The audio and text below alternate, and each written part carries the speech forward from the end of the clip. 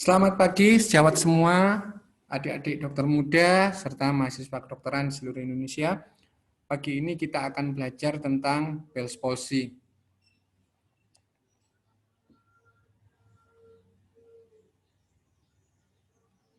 Ya, kita mulai dengan sebuah kasus, seorang wanita usia 25 tahun datang dengan keluhan wajah mencong sebelah kiri, mendadak pada pagi hari, 1 hari sebelum berkonsultasi ke dokter.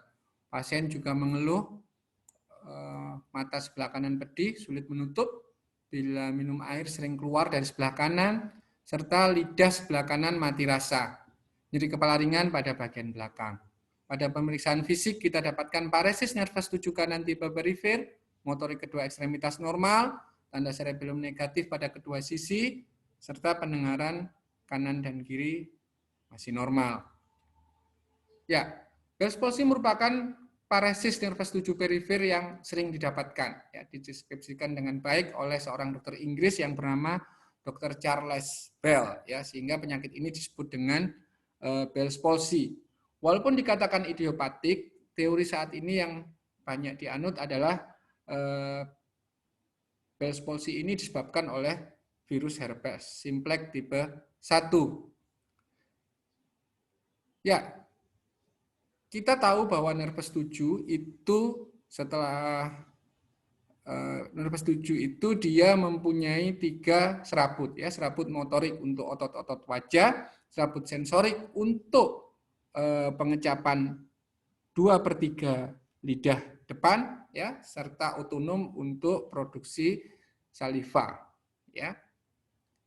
Nah, pada Bell's palsy terjadi suatu inflamasi ya, terjadi suatu kompresi pada nervus 7 di level ganglion geniculatum, yaitu setelah nervus 7 masuk melalui internal acoustic meatus. Jadi terjadi di sini. Ya. Sehingga ketika serabut tersebut terlibat, maka terjadilah kelumpuhan otot wajah, terjadilah gangguan pengecapan 2/3 anterior lidah, ya, terjadilah pengurangan kelenjar saliva. Ya, sedikit kita mereview tentang anatomi nervus 7. Ya. Jadi nervus 7 ini mempunyai dua inti pada pons, ya, pada batang otak. Ya. Inti superior itu mendapatkan inervasi dari kedua belah hemisfer, ya, dari kanan maupun dari kiri. Dan dia berlanjut ya sebagai suatu serabut nervus 7 perifer ya yang memberikan inervasi kepada otot-otot wajah bagian atas. Ya. Inti inferior itu hanya mendapatkan yang garis hijau ini ya, hanya mendapatkan inervasi dari hemisfer kontralateral saja dan dia berlanjut memberikan inervasi pada otot wajah bagian bawah. Pada Bell's palsy, ya, inflamasi itu atau lesi itu terjadi pada nervus 7 perifer. Artinya kedua serat ini baik yang berasal dari superior maupun inferior terlibat, ya. Sehingga kita akan mendapatkan kelumpuhan yang komplit, baik otot wajah bagian atas maupun otot wajah bagian bawah. Ya, kita ikuti ini. Ya, garis yang ungu dan garis yang hijau kena semua pada Bell's palsy. Ya. Sedangkan pada stroke, misalnya di sini terjadinya suatu stroke pendarahan ya, pada sisi ini perhatikan panah kursor saya ya. Kita lihat ya. Nukleus nervus 7 yang superior ya. Dia memang kehilangan inervasi dari sisi kontralateral. Tetapi dia tidak kehilangan inervasi dari sisi ipsilateral. Sehingga serabut yang menuju otot wajah bagian atas masih mendapatkan inervasi. Ya, sehingga tidak terjadi kelumpuhan pada otot wajah bagian atas. Ya. Tetapi kita lihat bagaimana dengan otot wajah bagian bawah. Ya, nukleus inferior karena hanya mendapatkan inervasi dari kontralateral, ya, maka dia tidak lagi membawa, ya, tidak lagi membawa impuls saraf, ya, impuls listrik untuk otot-otot wajah bagian bawah. Sehingga pada stroke kita lihat, ya, otot wajah bagian atas, ya, masih baik, sedangkan otot wajah bagian bawah mengalami satu kelumpuhan. Ini dasar neuroanatomi nervus 7 yang bisa kita gunakan untuk menjelaskan perbedaan paresis nervus 7 pada Bell's palsy dan pada stroke. Ya. Jadi Bell's palsy itu adalah suatu inflamasi pada nervus 7 di level ganglion geniculatum yang menyebabkan kompresi, iskemi, dan demyelinisasi. Gejala klinisnya kita dapatkan wajah yang tidak simetris pada saat berbicara maupun tersenyum, ya, bahkan pada saat diam pun seringkali kita sudah bisa melihat itu tidak simetris. Mata pada sisi lesi sulit menutup, ya. Mata terasa perih dan berair pada sisi lesi, sulit minum, ya, karena cairan sering keluar dari sisi lesi. Gangguan perasa lidah pada sisi lesi, ya. Nyeri ringan pada leher bagian belakang, ya, kadang-kadang di dekat mastoid, ya. Keluhan di atas muncul mendadak, ya. Muncul mendadak dan umumnya disadari oleh pada pasien pada pagi hari. Ya. Ini yang kadang-kadang sering kita keliru dengan stroke iskemik. Ya.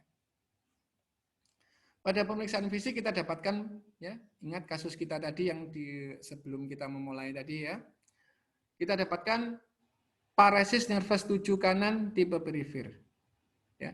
Pada kasus tadi pasien mengeluh wajah sebelah kiri mencong karena saat dia tersenyum kelihatan wajahnya tertarik ke sisi kiri, ya, ke sisi yang normal sebetulnya. Maka lesinya itu pada sisi wajah yang tidak terlalu bergerak, ya, yang lumpuh, yaitu kanan, ya. Motorik normal, ini penting untuk selalu memeriksa motorik pada kasus dugaan Bell's palsy atau paresis nervus 7 yang lain, ya. Tanda cerebellum negatif ini juga penting, ya. Anda perlu memeriksa tanda cerebellum pada kasus-kasus dugaan Bell's palsy. Nanti saya jelaskan mengapa, ya. Sensorik kulit wajah dan ekstremitas normal. Walaupun kadang-kadang pasien mengeluh, ya, wajah pada sisi lesi itu terasa kebas, ya.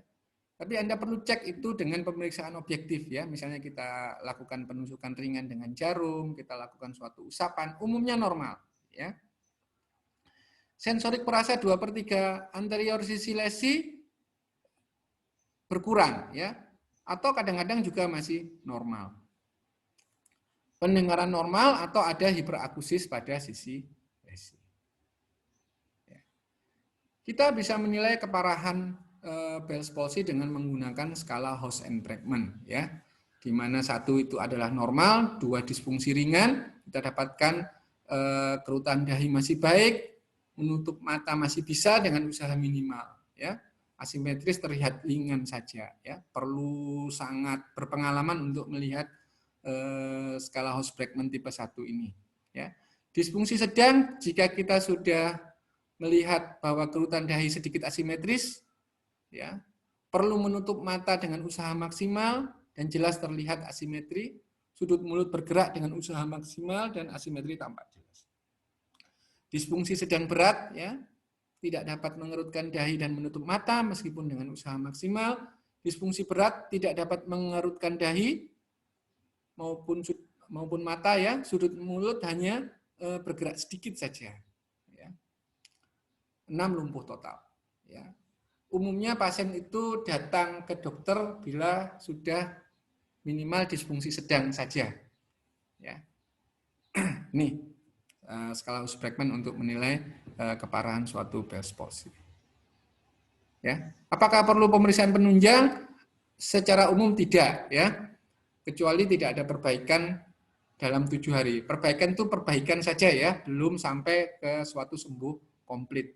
Artinya setelah Anda memberikan pengobatan, dalam waktu 7 hari itu terlihat mulai ada perbaikan walaupun mungkin tidak terlalu banyak, ya, itu Anda masih on track ya. Jadi tidak perlulah kita melakukan suatu pemeriksaan penunjang yang mahal.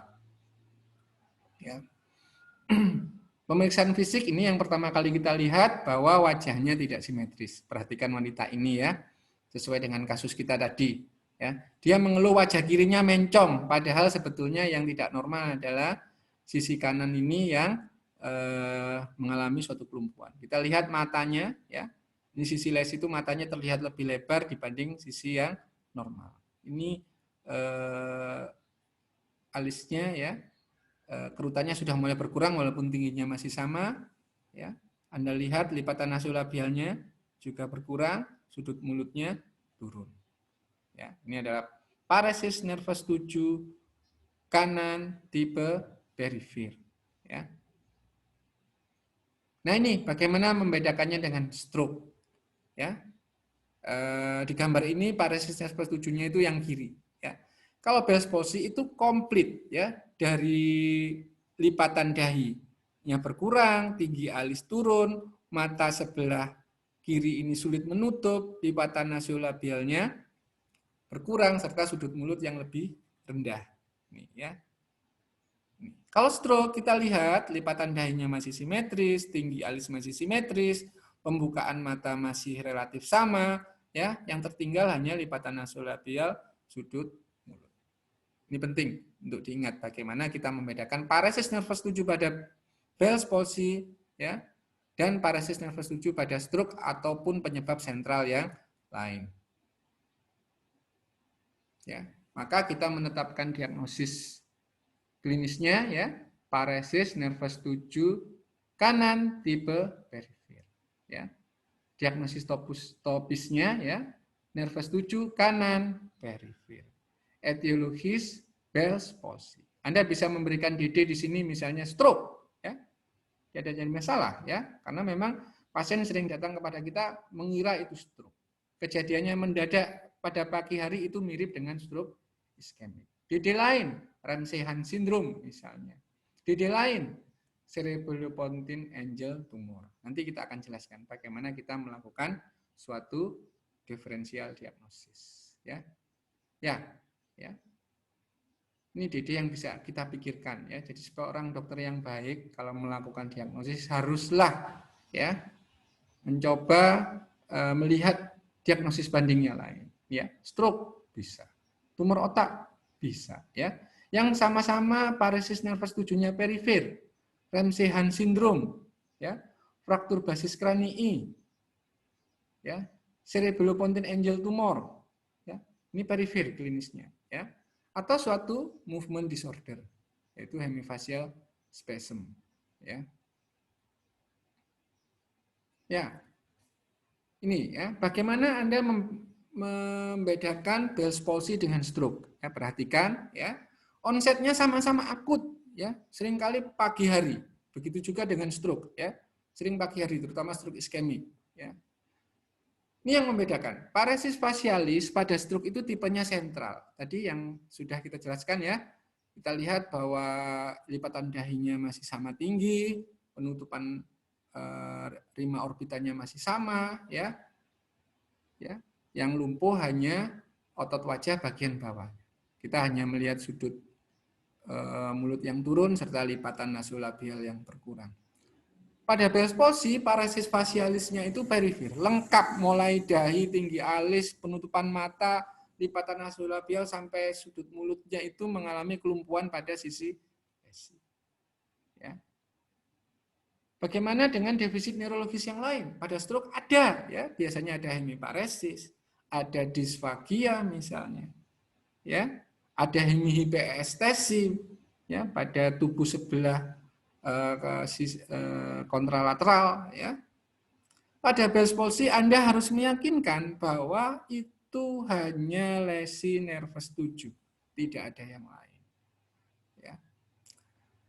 Kemudian dari anamnesis pada stroke kita akan melihat ada faktor resiko vaskular. Kita ketemu hipertensi misalnya, diabetes misalnya, ya, merokok misalnya, ya.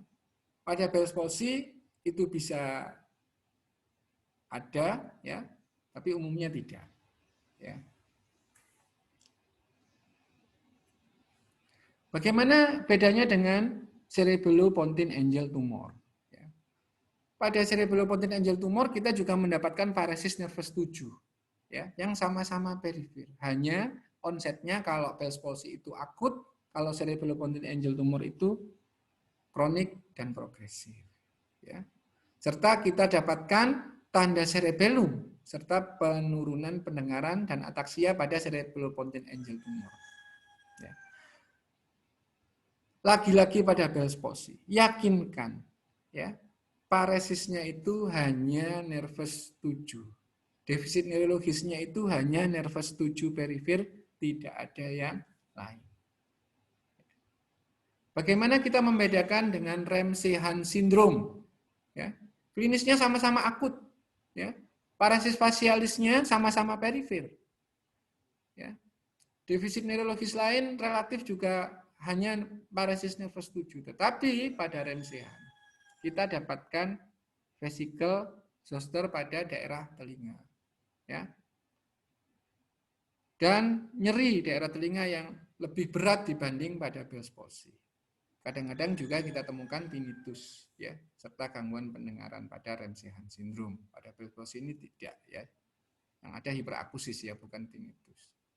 Ya, ini harus kita pakai. Kuncinya pada pembedaan dengan Ramsay-Hunt syndrome itu adalah kita ketemu vesikel herpes zoster. Ya, jadi jangan lupa pada dugaan Bell's palsy Anda periksa telinganya. Ya, kalau ada kemerahan, ada vesikel-vesikel herpes, jangan lupa itu adalah Ramsay-Hunt syndrome, bukan Bell's palsy. Ya, kenapa? Pengobatannya agak sedikit berbeda. Ya. Terapi, ya. Pemberian medikamentosa hanya saat fase akut, ya. Umumnya dalam 7 hari, ya. Ini penting kita untuk memberikan kortikosteroid dosis rendah. Kita perlu memberikan kortikosteroid dosis tinggi, ya, jangan lupa. Ya. Berikan prednisolon 60 mg per hari. Ya, itu sama dengan 5 kali 4 tablet prednisolon. Ya. Berikan selama 1 minggu 7 hari lalu lakukan tapering off. Ya. Ingat, 3 kali 4 tablet, ya. Jangan hanya 3 kali 1, kurang, ya. Pada kasus berat dapat kita berikan aciclovir, ya, 5 kali 400. Ya, ini masih kontroversial, ya. Ada yang ringan pun diberi antivirus aciclovir. Ya, pasien dengan imunokompromis misalnya diberikan aciclovir. Silahkan, ya. Pada pasien-pasien dengan keluhan mata pedih, ya, mata kering, kita bisa berikan tetes mata yang berisi air mata artifisial maupun garam fisiologis. Ya. Kita berikan kacamata misalnya untuk melindungi dari debu. Fisioterapi bisa juga diberikan terapi komplementer misalnya akupuntur. Ya. Tetapi ingat pemberian seperti akupuntur, ya, fisioterapi dengan menggunakan galvanisasi misalnya, ya, jangan diberikan terlalu awal, ya, karena bisa menyebabkan suatu sinkinesis. Ya. Nah, prednisolon itu di Indonesia tidak selalu mudah didapatkan, ya, biasanya hanya ada di kota-kota besar.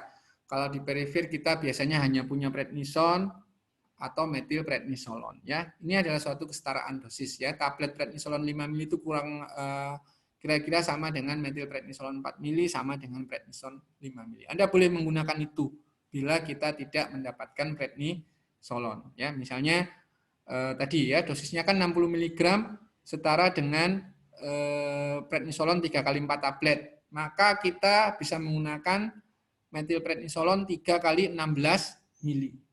Ya. Atau menggunakan prednison sama, ya, 3 kali 4 tablet. Ya, setelah itu tapering off. Nah, ini contoh resep untuk pasien kita tadi, ya. Karena ini mungkin dokternya masih ada di kota besar, dia memberikan prednisolon tablet 5 mg. Kemasannya memang 5 mg, ya. Sejawat, ya, jangan Anda menulis tablet 60 mg, nggak ada. Nanti bingung apotekernya, ya. Jadi 3 kali 4 tablet untuk 1 minggu, ya. Kemudian asiklovir tablet ya, 400 mili 5 kali 1 ya. Kemudian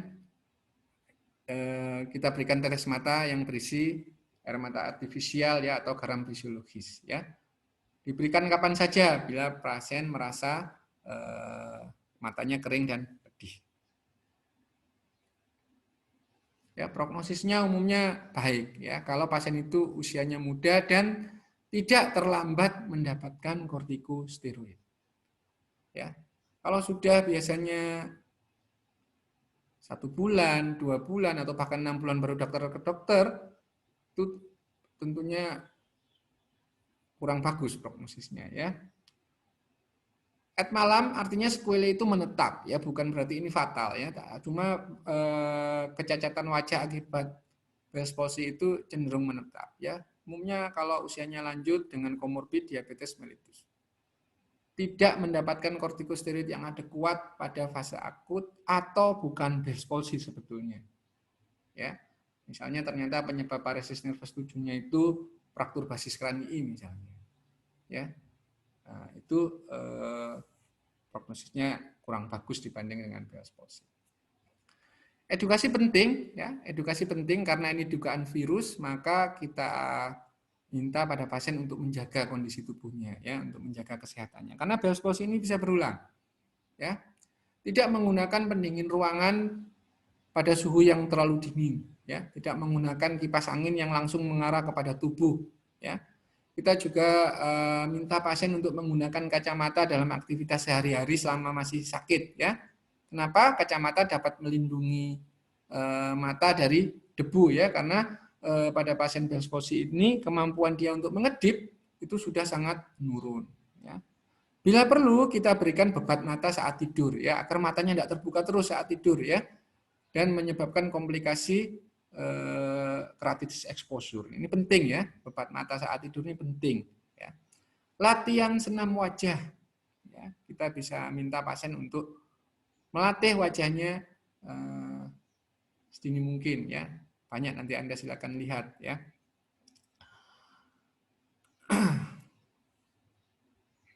Ya. Sampailah kita pada akhir bagian. Silakan adik-adik dokter muda, mahasiswa kedokteran ya maupun sejawat, kalau ingin membaca lebih lanjut Anda bisa melakukan scan pada 3 QR code yang saya bagi ini ya. Ini mengarah ke satu jurnal-jurnal yang cukup baik untuk bacaan lebih lanjut tentang Bell's palsy. Ya, alhamdulillah hari ini kuliah tentang Bell's palsy sudah berakhir. Mudah-mudahan bisa bermanfaat untuk sejawat semua. Saya tutup. Billahi taufiq wal hidayah. Wassalamualaikum warahmatullahi wabarakatuh.